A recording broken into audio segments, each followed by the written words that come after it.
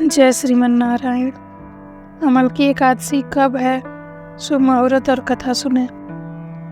हिंदू पंचांग के अनुसार फागुन मास की शुक्ल पक्ष की एकादशी तिथि को अमल की एकादशी के नाम से भी जाना जाता है। इस साल 20 मार्च को अमल की एकादशी है।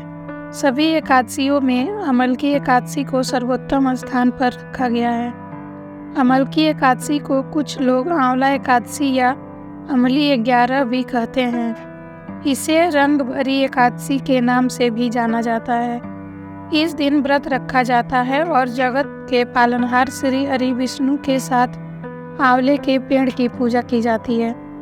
कहा जाता है कि आंवले का पेड़ भगवान विष्णु को अत्यंत प्रिय है। इस दिन पूजा के दौरान अमल की एकादशी की व्रत कथा पढ़ने का विधान है। इससे भगवान विष्णु शीघ्र प्रसन्न होते हैं। ऐसे में चलिए जानते हैं अमल की एकादशी की व्रत कथा के बारे में। अमल की व्रत कथा। पौराणिक मान्यता के अनुसार वैदिश नाम का एक नगर था। उस नगर में ब्राह्मण, क्षत्रिय, वैश्य और शूद्र रहते थे।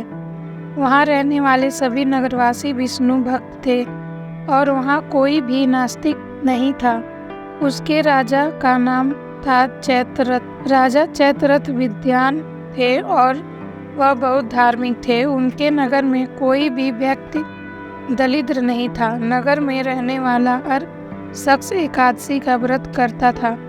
एक बार फाल्गुन मास में अमल की एकादशी आई। सभी नगरवासी और राजा ने यह व्रत किया और मंदिर जाकर आंवले की पूजा की और वहीं पर रात्रि जागरण किया। तभी रात के समय वहाँ एक बहेलिया आया जो कि घोर पापी था, लेकिन उसे भूख और प्यास लगी थी, इसलिए मंदिर के कोने में बैठकर जागरण को देखने लगा और विष्णु भगवान व एकादशी महात्म्य की कथा सुनने लगा।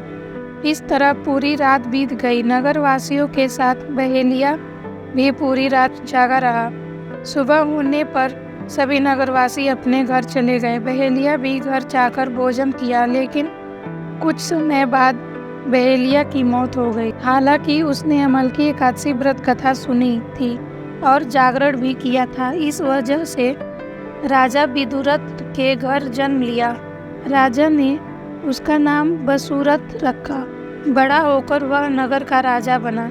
एक दिन वह शिकार पर निकला, लेकिन बीच में ही मार्ग भूल गया। रास्ता भूल जाने के कारण वह एक पेड़ के नीचे सो गया। थोड़ी देर बाद वहाँ एक मलेच्छ आ गया। राजा को अकेला देखकर उसे मारने की योजना बनाने लगे। उन्होंने कहा कि इसी राजा के कारण उन्हें देश निकाला दिया गया है, इसलिए इसे हमें मार देना चाहिए। इस बात से अनजान राजा सोता रहा। मलेच्छों ने राजा पर हथियार फेंकना शुरू कर दिया, लेकिन उनके शस्त्र राजा पर फूल बनकर गिरने लगे। कुछ देर के बाद सभी मलेच्छ जमीन पर मृत पड़े थे। वहीं जब राजा की नींद खुली तो उन्होंने देखा कि कुछ लोग जमीन पर मृत पड़े हैं। राजा समझ गया कि वह सभी उसे मारने के लिए आए थे, लेकिन किसी ने उन्हें ही मौत की नींद सुला दी। यह देखकर राजा ने कहा कि जंगल में ऐसा कौन है जिसने उसकी जान बचाई।